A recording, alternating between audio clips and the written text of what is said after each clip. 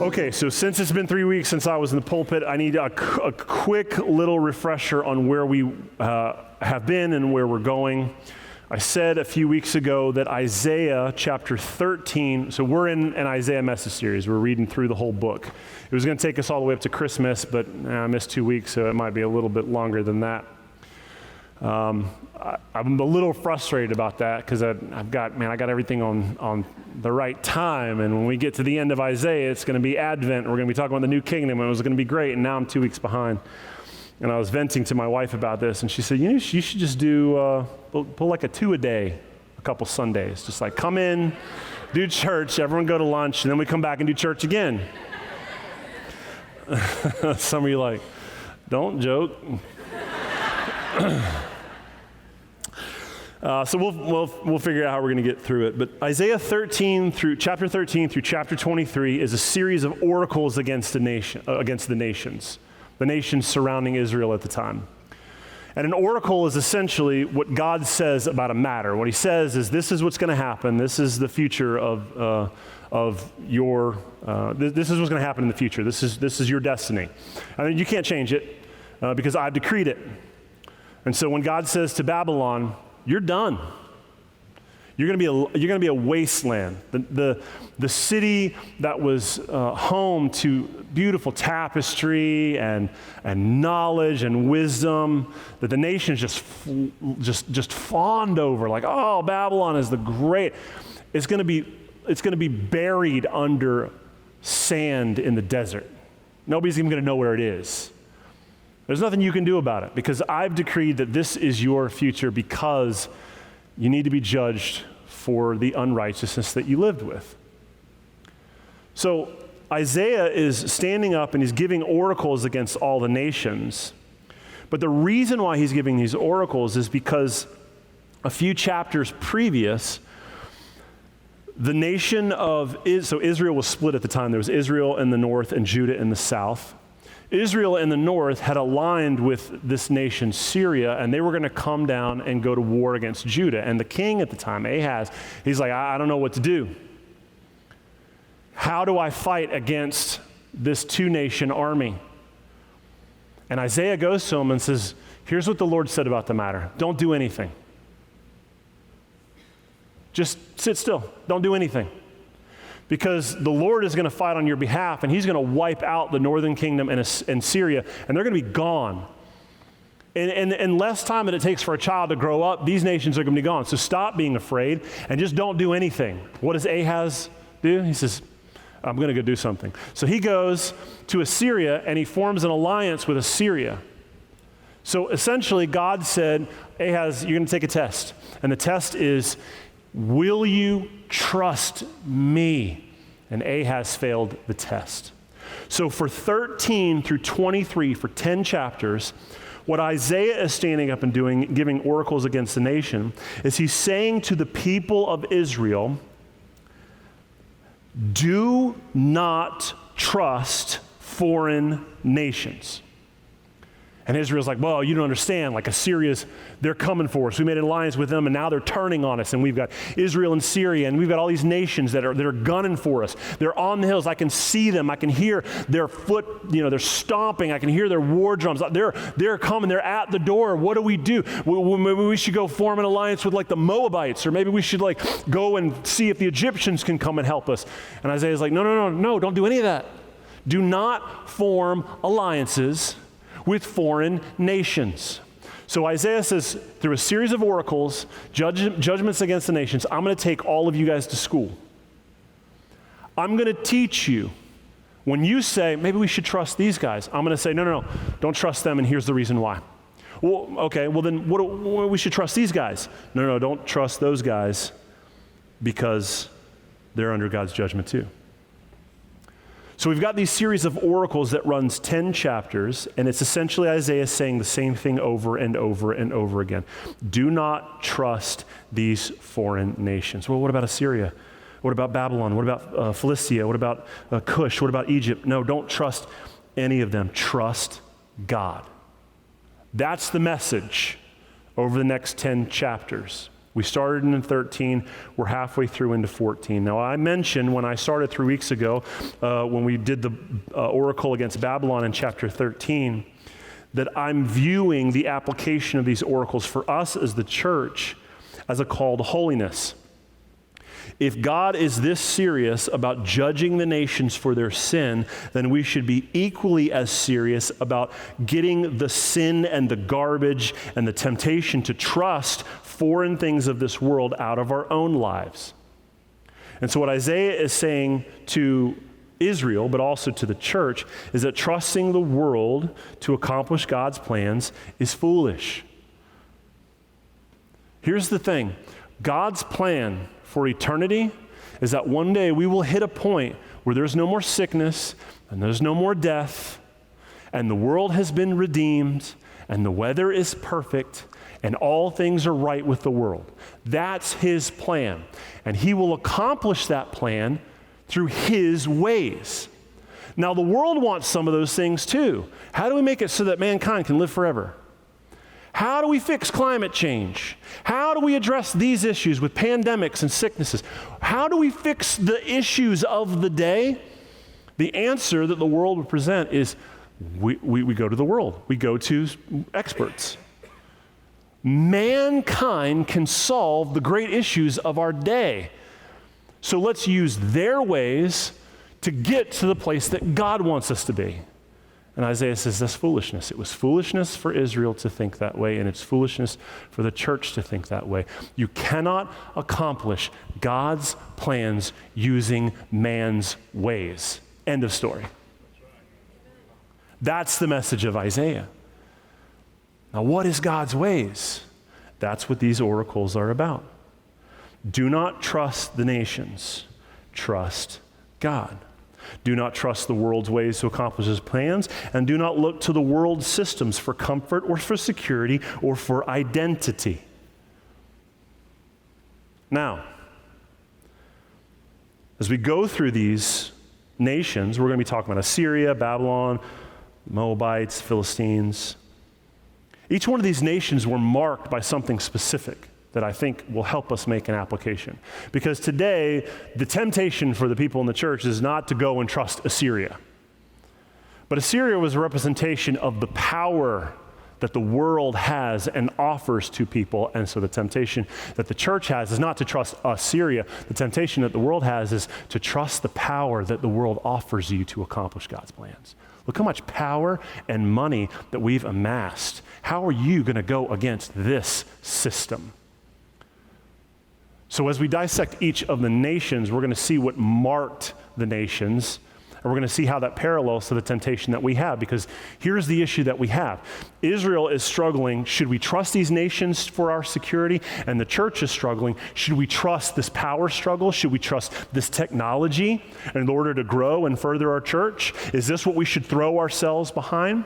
Should we trust the ancient ways, like the Egyptians had their gods? Should we trust what the wisdom of the world and what they have to offer? Should we trust that this book that was just written on issues of race and culture and gender, should we trust this thing to inform us on how we're supposed to see the world when it comes to mankind?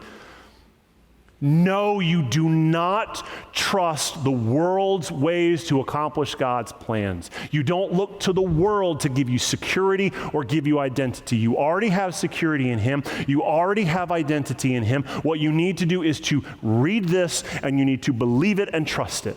There is not some hidden knowledge out there somewhere that somebody hasn't dug up yet, or somebody just wrote a book about that is just, oh man, if we could just grab a hold of this, everything in our world and in our churches would just change. This is the new strategy for 2021. If we're gonna save the churches, people leaving en masse, this is how we do it. No.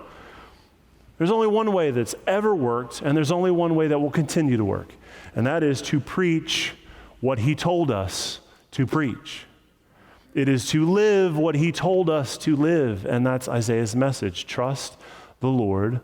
Don't trust this world. Why don't you trust this world? Because this world is under God's judgment, and they're going to be punished for their ways.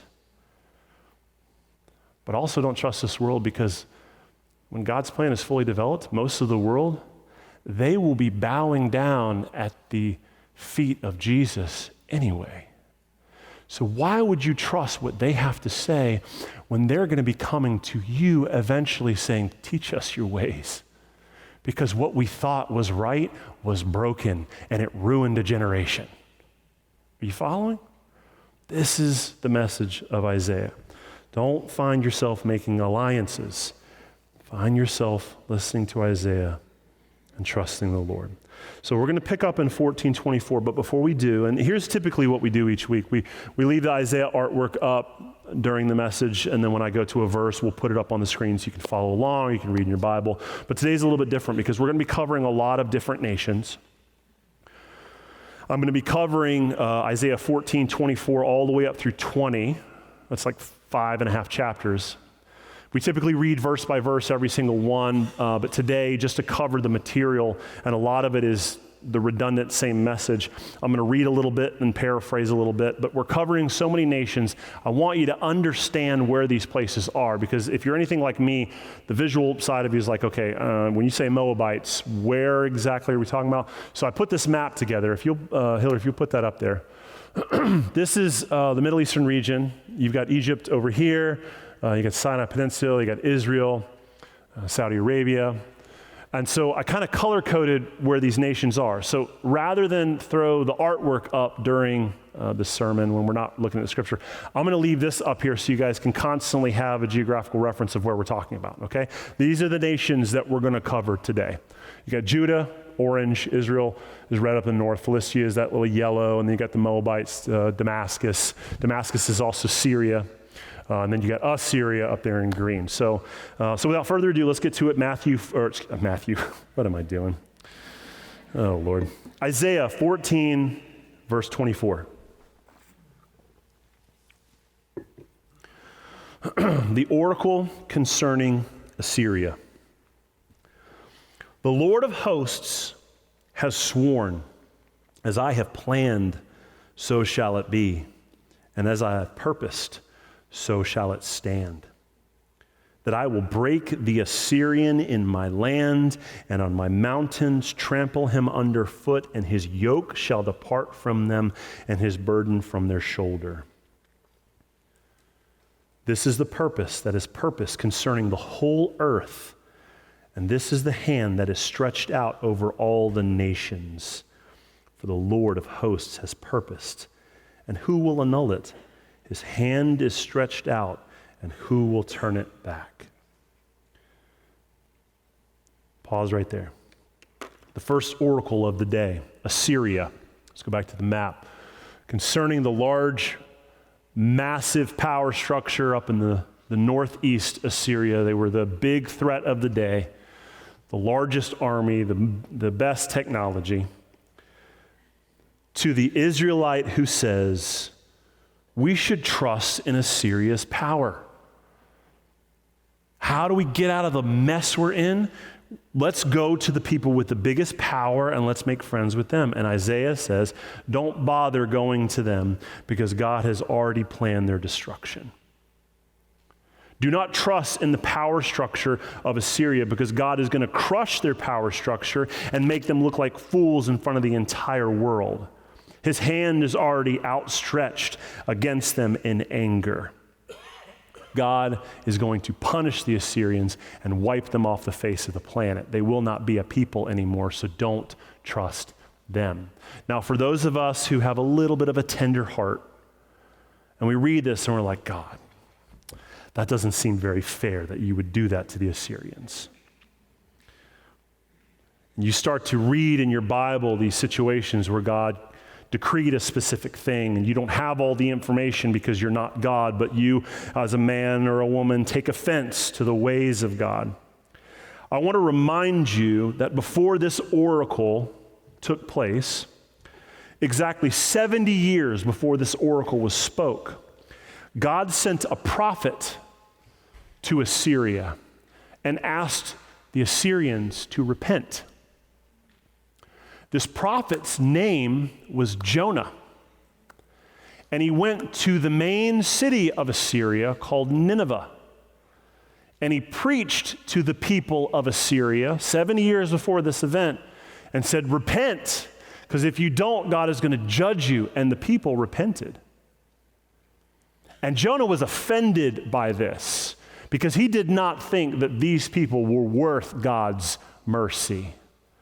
But he obeyed anyway after a long series of being swallowed by a fish and everything. But he eventually preached and the nation repented. But the repentance didn't last long because as soon as the king died, they went back to their wicked ways. So what you're seeing here is 70 years of wickedness after they repented and turned back. They repented when the Lord said repent, but the repentance didn't stick. And they eventually turned back to their wickedness. And Isaiah is saying, don't trust the Assyrian power, because they were offered a chance to repent, and they squandered it. So don't trust them. Who do we trust? God. If you've got a nation who has all power and God can wipe them off of the map just with a snap of his finger, why would you throw your power, your trust into somebody who can be wiped out by somebody who's even stronger? Go with the stronger team. Yeah, but that team demands so much of me. That's the issue, isn't it? The Lord says, I'll cover you, but you have to surrender to me. Well, I kind of like being my own king. Well, that's not the deal, is it? The deal is you're mine and you follow me because I know what's best for you. And I know what's wise. I know what's good. And I've got a plan where I'm going to ultimately call all the nations back up into myself. Well, Lord, I've been making notes on that. And I think I've got some thoughts that you should consider on how you should accomplish your plans here on the earth. I don't know if killing and getting rid of all, I don't know if this is the way to do it. Well, I realize that you think that way, but that's not part of the offer. The offer is you come and you forsake what you think and you take on what I think. That's the deal. You don't want that, then don't take it. But we don't get that. We're convinced that the Lord is going to entertain our ways of accomplishing his plans. And Isaiah is saying that's foolishness. It's ridiculous. Let's go to verse 28. It says, in the year that King Ahaz died, came this oracle. This is against Philistia. Rejoice not, O Philistia, all of you, that the rod that struck you is broken, for from the serpent's root will come forth an adder, a snake, and its fruit will be a flying, fiery serpent. Now look, serpents are bad enough. But they start spitting fire and flying. I got a thing against things that fly. Like, look, I'm a big dude, but you take something like this small with wings, no, I'm out. I can't fight things that fly. So he's saying you think that what you've got, it's not a big deal, but I'm telling you the thing that's coming after this thing that you thought was so bad, it's going to be even worse. Verse 30, the firstborn of the poor will graze and the needy lie down in safety, and I will kill your root with famine, and your remnant it will slay. Wail, O gate, cry out, O city, melt in fear, O Philistia, all of you, for smoke comes out of the north, and there is no straggler in its ranks. What will one answer the messengers of the nation? The Lord has founded Zion, and in her the afflicted of his people find refuge. Let's go back to the map. The smoke comes out of the north. What's in the north? Assyria. Philistia thought that the biggest issue that they were going to face was this king named Shalmaneser, this king of Assyria. And then they get word that he died, and Philistia starts rejoicing. Oh man, nobody could be as worse as Shalmaneser. And the prophet says, his son Sargon, the king, is coming, and he's going to be worse. You thought that the serpent was bad. This one's going to be a flying, fiery serpent.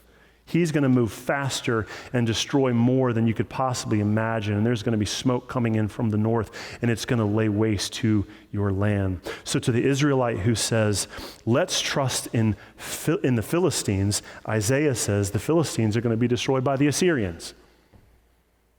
Now, why would Israel want to trust the Philistines? Because the Philistines were known for technological advancement. They were one of the first tribes in this region, all right, above Judah, above Israel, above the Moabites, to discover iron. And they forged all their weapons out of iron. And so while a lot of the surrounding nations were still in the Bronze Age, Philistines were fighting with iron. And so Israel is saying, all right, Syria's coming. Israel's coming, Syria's coming. What do we do? How about we trust the people with the best technology? And Isaiah is saying, the people with the best technology are not going to be able to stand up against the Assyrians. They're going to come in and they're going to lay waste. It doesn't matter. Don't trust the world. Trust God. They are your refuge. And now we start to see those connections I was talking about earlier. The temptation in the ancient world is to trust the people with the best weapons, to trust the people with the best technology. And the temptation in the modern world for the people of God is to trust the people with the best weapons, to trust the people with the best strategy, to trust the people with the best technology. I was reading an article the other day about a group, a denomination, and also a group of churches who were approached by Facebook. Facebook's desire was to build a platform for churches to use to reach their church members. Now, we know why they're doing this.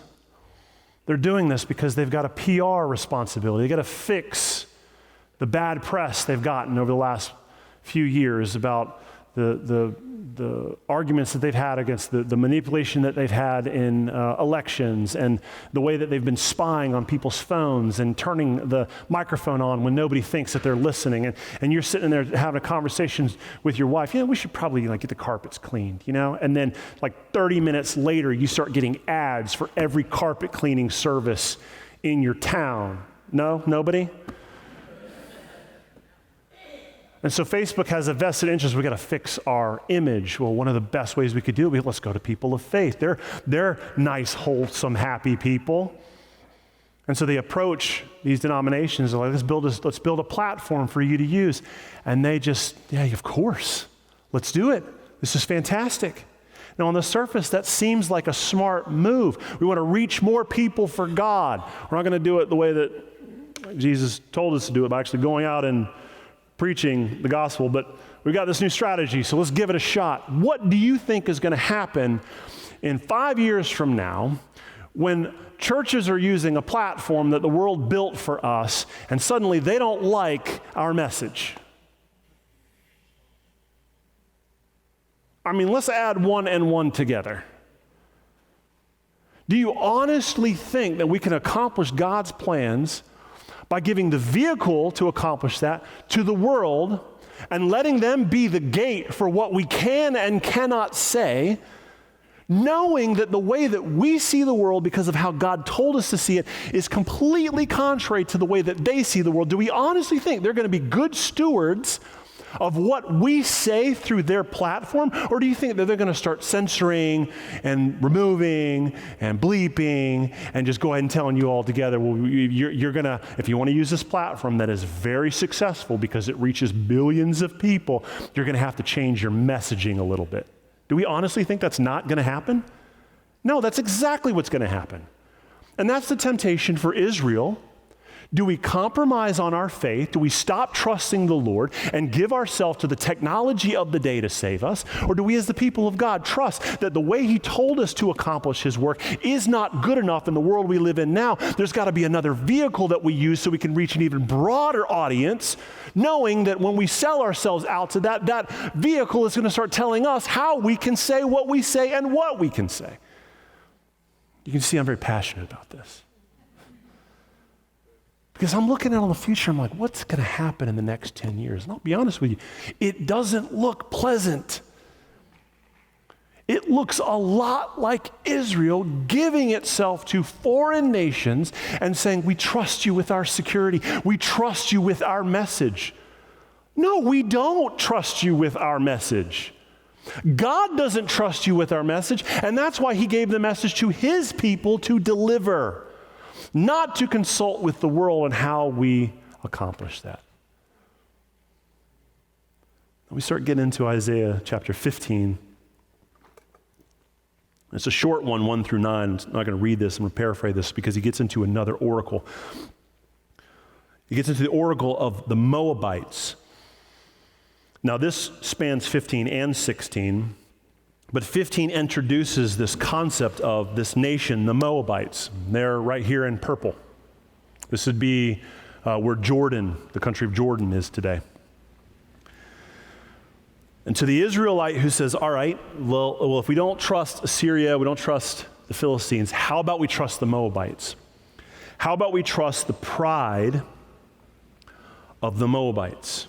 They've got so much wealth. I mean, they've got plenty of money. And they've got the pride to go with it. They're the kind of people, if they can accomplish anything, they're famous, they're the celebrity type, they've got all this money. If we want to accomplish God's plans, if we want to keep ourselves safe, let's give ourselves over to the Moabites. And Isaiah says, Assyria is coming for the Moabites too. And in chapter 15, I encourage you to go read it on your own. In chapter, it's only nine verses, but in 15, he says, when Assyria comes for the Moabites, the only thing that's going to be left is not their pride. It's going to be a bunch of refugees.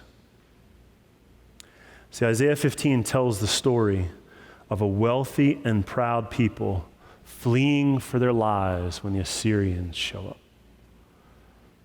These people who built massive kingdoms, had all this money, and were convinced they could buy their way out of any problem that came their way. Can't buy your way out of this. The Assyrians are coming for you, and they're going to destroy you. And so Israel's like, well, we should trust the Moabites. And Isaiah's like, don't trust them. Here's the reason why you don't trust them. Because as they're leaving their town, they're going to be carrying all the stuff that they valued their entire life in their hands. And as they're leaving, they're not even going to be able to carry it. And so they're going to just start leaving it on the side of the road. And if you were to go to the main city in Moab and you were to walk out of town, the city, the streets, they're just going to be lined with the things that the Moabites thought were so important that they spent all their money and their time on.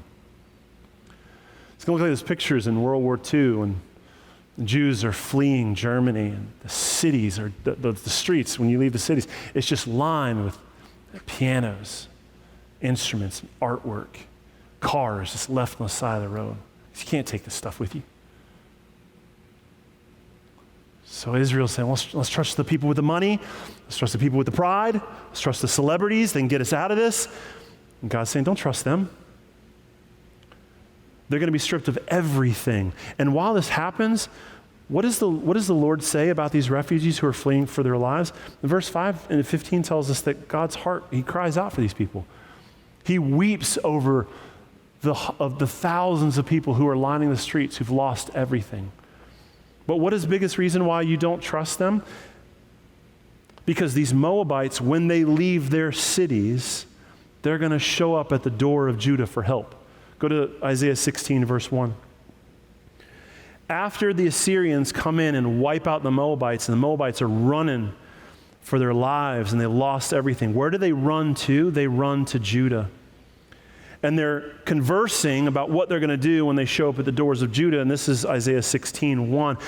They say to themselves, send the lamb to the ruler of the land from Selah by the way of the desert to the mount of the daughters of Zion. Send a lamb, an offering to the children of God. Like fleeing birds, like a scattered nest, so are the daughters of Moab as the fords of Arnon. So the Moabites are scattered everywhere, but they're going to come to the people of Judah, and they're going to bring an offering. And they're going to say, give counsel, grant justice, make your shade like night at the height of noon, shelter the outcasts, do not reveal the fugitive. Let the outcasts of Moab sojourn among you. Please be a shelter them from from the destroyer, when the oppressor is no more and destruction has ceased, and he who tramples underfoot has vanished from the land. Then a throne will be established in steadfast love, and on it will sit in faithfulness in the tent of David, one who judges and seeks justice and is swift to do righteousness. Now this is wild, because in the middle of verse 4, Isaiah switches from what the Moabites are thinking to what God is doing on his eternal timetable. And it's easy to miss if you're not careful. And at this point, we probably should pause and say, well, okay, I'm with you, but why is it so weird? Why is prophecy so weird? When God starts talking about things he's going to do in the future, why isn't he clear about these things? Well, there's one main reason. There's two, really. The first is so that we will trust him. If you just know what's going to happen, that doesn't require any faith or reliance on God, because you just know. When you either believe or you don't believe. There's no component of faith. But there's another component, and Paul talks about this in the New Testament, and it's the idea of the Lord is not revealing his full plan step by step by step, because he does not want the enemy to know his plan.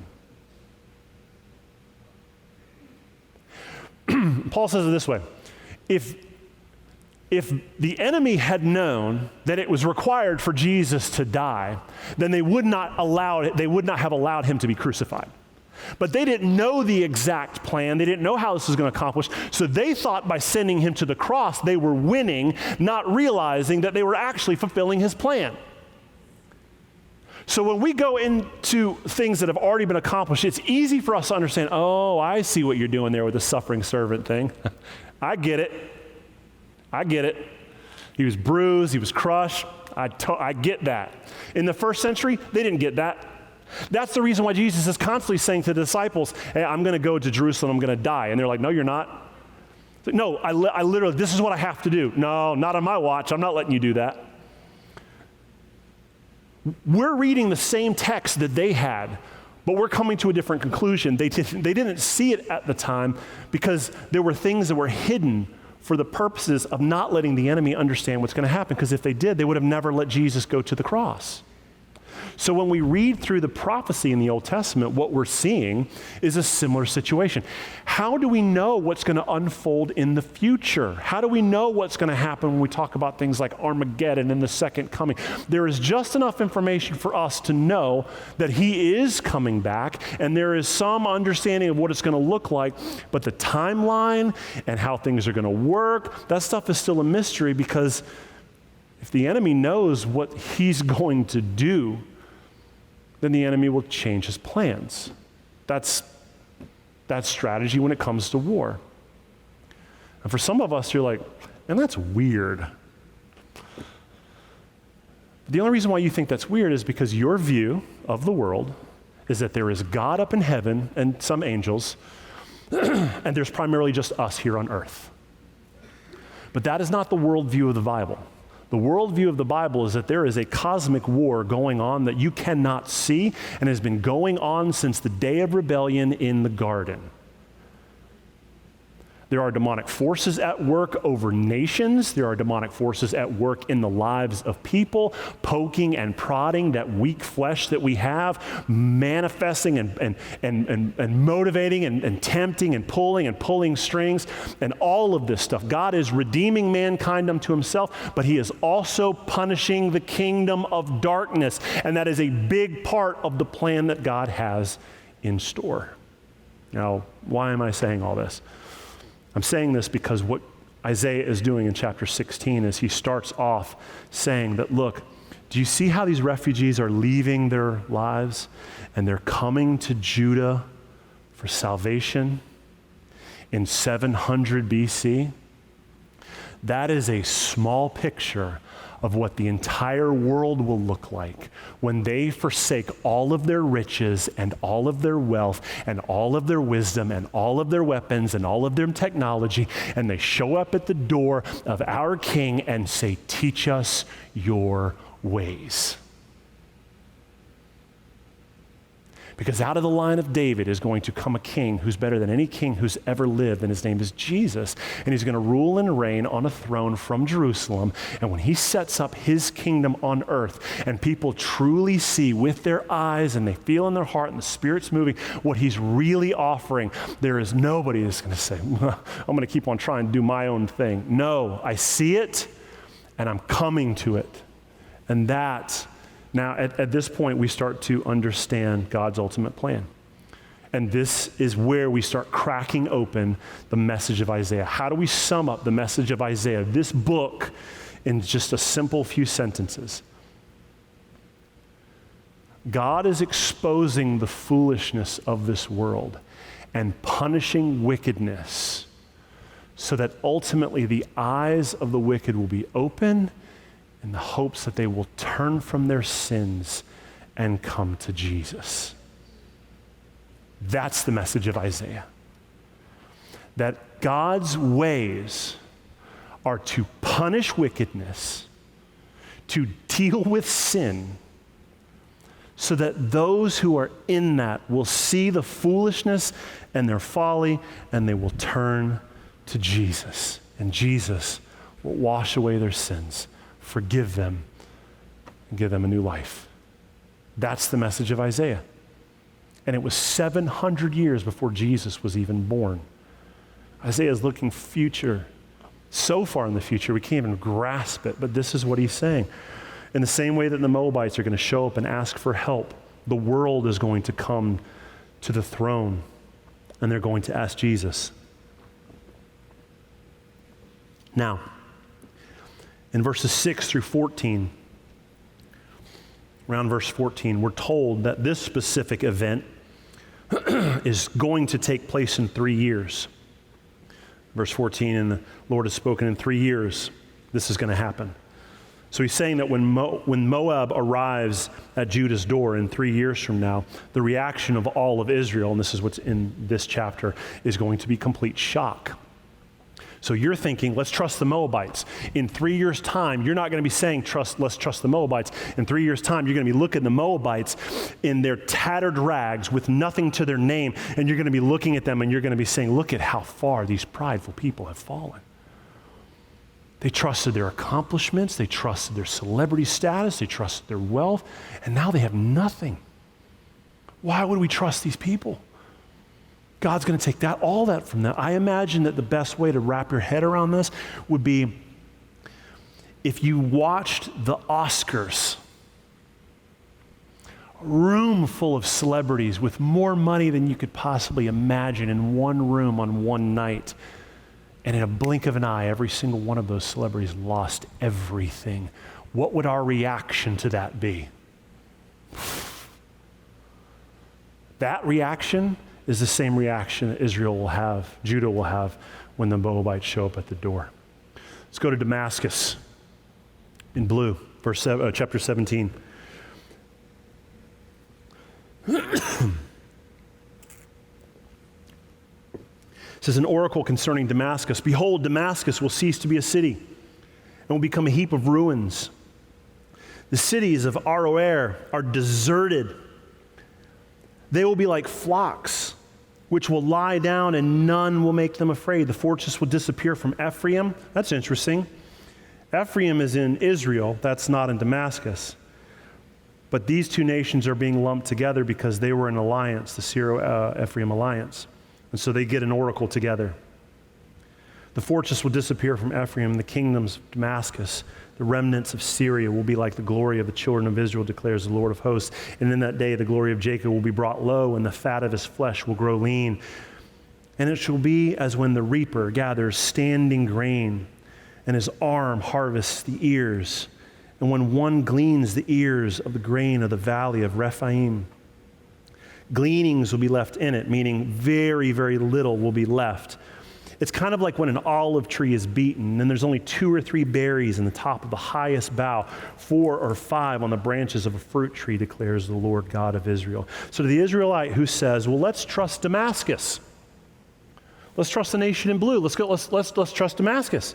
Let's trust Damascus and let's trust Israel because they've already got an alliance. Isaiah says Israel and Syria will be conquered by Assyria too. Don't look to them because God is judging them. When God's done doing what he's going to do in these nations, they're going to look like a beaten olive tree. There's going to be like 2 or 3 olives at the very top. Now this pruning is good because it's going to cause the people to turn back to God. And that's what he says in verses 7 and 8 of 17. The pruning process will cause the people to forsake their gods and turn back to the Lord. So when we say, well, Lord, don't punish your people, don't shake the trees, don't shake me. When I'm going through something, or when I've wandered off, or when I'm wayward, don't spank me, don't shake me, don't strip me. No, that's exactly what you need. Because the one thing that a successful guy does not need is more success in his sin. It will only reinforce it and make it worse. And so what God says in my plan, my purposes, I'm going to strip it down to the bare bones. I'm going to shake the tree. I'm going to cut the tree down. There's going to be nothing left when I'm done, so that you can't look around and say, well, look at where I'm putting my hope and my trust.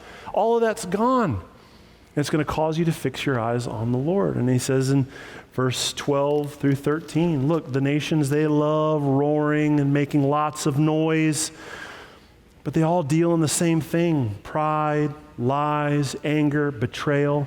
And my people don't deal in those things. My people deal in one thing, and that's trusting me. That's how we accomplish my plans. Let's go to 18. This is the oracle against Cush. 18:1, it says, ah, land of whirring wings that is beyond the rivers of Cush. Let's go to the map real quick. Cush, the green area down there, this is Ethiopia. They're constantly referred to as a whirring people, the bees that are swirling, because they're constantly moving around, and they're people who love making alliances, and they're moving quick, and they're going over here, and they're brokering deals over here. All right, let's go back to it. Isaiah 18:1. Ah, the land of whirring wings is beyond the rivers of Cush, which sends ambassadors by the sea, in vessels of papyrus, the waters. The people who are sending ambassadors off to Assyria. The Lord says, go, you swift messengers, to a nation, tall and smooth, to a people feared near and far, a nation mighty and conquering, whose land the rivers divide. So God is sending out his angels as messengers to a nation tall and smooth, people feared near and far. He's talking about the Ethiopians. Tall, slender, smooth, dark skin. In verse 3, all you inhabitants of the world who dwell on the earth, when a signal is raised on the mountains, look when a trumpet is blown. Hear. For thus the Lord said to me, I will quietly look for my dwelling like a clear heat and sunshine, like a cloud of dew in the heat of harvest. For before the harvest, when the blossom is over and the flower becomes ripening grape, he cuts off the shoots with pruning hooks, and the spreading branches he lops off and clears away. They shall all of them be left to the birds of prey of the mountains and to the beasts of the earth. And the birds of prey will summer on them, and all the beasts of the earth will winter on them. At that time, tribute will be brought to the Lord of hosts from a people tall and smooth, from a people feared near and far, a nation mighty and conquering, whose land the rivers divide, to Mount Zion, the place the name of the Lord of hosts. So to the Israelite who says, let's trust in the diplomacy of Cush. These people are so good at brokering deals. Let's go to them and ask them to broker a deal for us. Isaiah says the diplomacy is going to be their ruin, because they're going to go to the Assyrians and try and broker a deal. It's not going to work. They're going to try and broker a deal with the Egyptians. It's not going to work. And I said that the land of Cush is the Ethiopians. They were known for their tributes and their ambassadors. This is a way of life that eventually is going to cause them to be destroyed. But verse 7 is interesting, because the oracle against Cush, so Israel is saying, Judah is saying, do we trust Cush? And Isaiah is like, no, don't trust them. Well, but they're good at brokering deals. Don't trust them. They're brokering deals and going to Assyria. It's gonna swallow them whole. Like, don't even consider it. As a matter of fact, there's coming a day when one of them will come to you. They're going to come to you and ask you to broker a deal. They're going to come and they're not going to pay tribute to Assyria. There's coming a day in the future where they're going to come and pay tribute to your king in Judah. Now, this is fascinating because it's another example of the way that Isaiah is playing on imagery and prophecy. He's talking about a specific moment right now in history in the 700s where Judah is trying to decide, do we trust Cush? And he's saying, no, don't, because they're going to be swallowed up by the Assyrians. But then he says, look, the other reason why you don't trust them, not just because they're going to be swallowed up by the Assyrians, but also because they're ultimately going to come pay a tribute to you. Don't go to them when they're going to eventually come to you. Now, for a moment, I want us to look at verse 7 through kind of a prophetic lens, because we're being told by Isaiah that there is coming a time when an ambassador from the people tall and smooth of Cush of Ethiopia are going to bring tribute to Yahweh in Judah. Now, in your minds, we're not going to turn there, but in your minds, I want you to jump forward in your Rolodex of the scripture you understand. I want you to jump to Acts chapter 8, verses 26 to 34. And I want you to remember a guy named Philip who was told by the Holy Spirit, I want you to go outside of Jerusalem, and there's a crossroads there. I want you to stop, and I want you to just wait. So Philip goes, and he obeys, and he stands there, and up comes this carriage. And in the carriage is a man from Ethiopia. And we're told that he has come to Jerusalem to pay tribute to their king. And he's reading Isaiah. And Philip says, hey, the Lord told me to come and talk to you. Do you understand what you're reading? And the Ethiopian says, I have no idea what I'm reading. How am I supposed to understand this? And Philip explains to him what Isaiah is talking about, preaches to him. The man gets saved. And Philip walks him down to the river and baptizes him. And we're told that as soon as he lifted him back up, that Philip was transfigured. He was teleported. He disappeared and showed up 30 miles down the road. And the Ethiopian man got up and went back to Ethiopia to preach the gospel to his people. 700 years before this happened, Isaiah is pleading with Israel and pleading with the church. Hope in God. Trust in God. Because the stuff he's going to pull off to accomplish his plans is going to blow your mind. On your best day, on Michael Bay's best day, he couldn't write this into a script. Let's go to Isaiah 19:1. An oracle concerning Egypt. Behold, the Lord is riding on a swift cloud and comes to Egypt, and the idols of Egypt will tremble at his presence, and the heart of the Egyptians will melt with them. Just pause right there. Because what he's saying is to the Israelite who says, all right, if all these nations are not going to work, how about we go to Egypt? How about we trust in the gods of Egypt? Isaiah says God is going to humiliate the gods of Egypt. Don't trust them. But he doesn't stop there, because in verses 2 through 15, he also says that God is going to humiliate the abundance that Egypt has that comes from the Nile. He's going to humiliate the wisdom and knowledge that they've always had because they're one of the oldest nations. And he's going to humiliate their dynasty of leaders. And when God is finished dealing with Egypt, they will look like a third world country. That's right now. There was a time when Egypt was an America across the globe. And Egypt now is barely getting by. Why are you doing this, Lord? To bring them to repentance. Verses 16 through 25 of 19, the rest of the chapter, it says, all this humiliation and judgment will result in one thing. The nations of the earth will repent and turn to Jesus.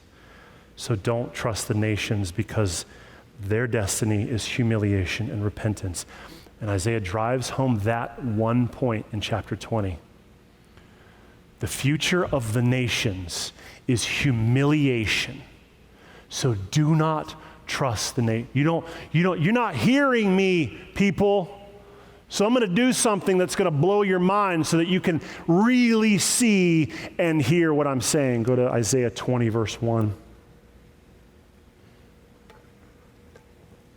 In the year that the commander-in-chief, who was sent by Sargon, the king of Assyria, came to Ashdod, Ashdod's in Philistia, and fought against it and captured it. Oh, now Philistia has fallen just like Isaiah said it would.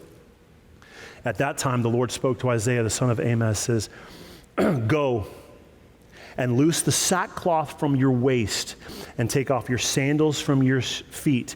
And he did so, walking around naked and barefoot. And the Lord said, as my servant Isaiah walked naked and barefoot for 3 years,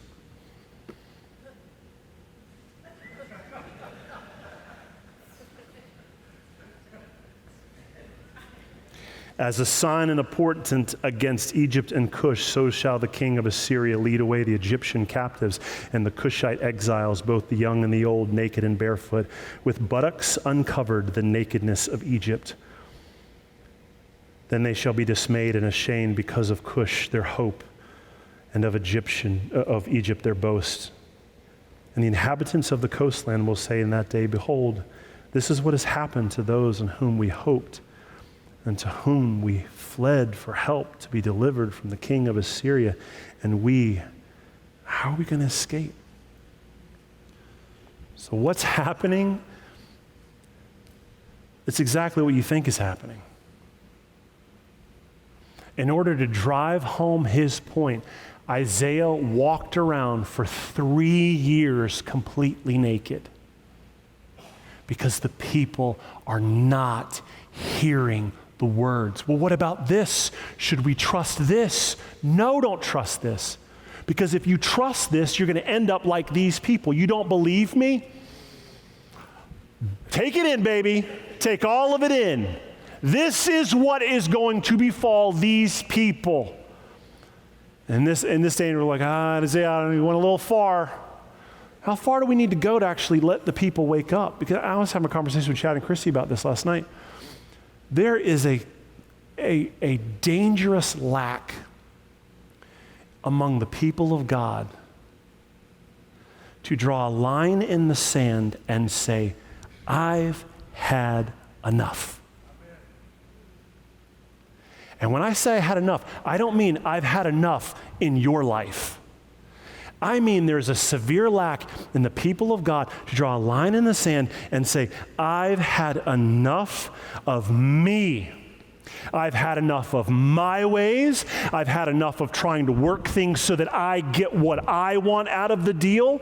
I am now coming to a place when I'm confronted with Scripture that the God of the universe has a plan, and I can either, one, get on board with that plan and his wants and desires, or I can be against him and continue to want my wants and desires. There is no middle ground. Those are the only two options. You either surrender it all and you get on Team Jesus, or you keep living like the world at various degrees, but you are an enemy to God. Those are the only two choices. And Isaiah lived his life for 3 years completely naked to drive home that point. So starting next week, no, I'm kidding, I'm not going to. There's like a line, and I almost jumped over it. Look, we covered a lot of oracles today, and my goal in all of these oracles is for you to grasp the tension that the prophet is communicating. The idea that the people of God already have a hope. They already have someone to trust. They already have an identity. You don't go to the world for an identity. You don't go to the world for trust or hope. You don't go to the world so that they can save you or provide ways to accomplish God's plans. But just because we know that we already have an identity doesn't mean we're immune to the temptation that we may find a better one out there. Are you following? The idea that God gives us an identity, He gives us security, and we can trust Him, but that doesn't mean that the temptation from the enemy stops knocking or whispering. Yeah, but you could be like this. They've got this over here. You could try this out. So we need regular reminding, constant reminders that our identity is in Christ, that we don't need to fear the things of this world, that God is our refuge and our strength, that the nations will eventually turn to God and Jesus will rule the world. So here's the goal for today, and here's how we're going to close. The temptation for Israel was to turn to the world for answers to their problems. And the temptation for the church is to turn to the world or to look at each other or to elevate leaders and say, we're paying you for this, solve our problems. But these are problems that only the Lord can solve. So as we close today, this is the assessment that we have to take of our own soul. And I said that the oracles are an exercise in learning how to trust God, but also an exercise in learning how to grow in holiness, because there is a temptation in our soul to want to trust power and pride and unholy compromise and idols and abundance and knowledge and leaders instead of trusting Him. And I don't know where you fall across that spectrum, but all of us fall somewhere. All of us are predispositioned to trip over the same thing until God's grace saves us from that. So in the middle of your transformation right now, the question I have as we leave today and about to take communion is this: where are you making foreign alliances with power or pride or compromise or idols or abundance or money or knowledge or leaders, instead of trusting the Lord? Let's pray.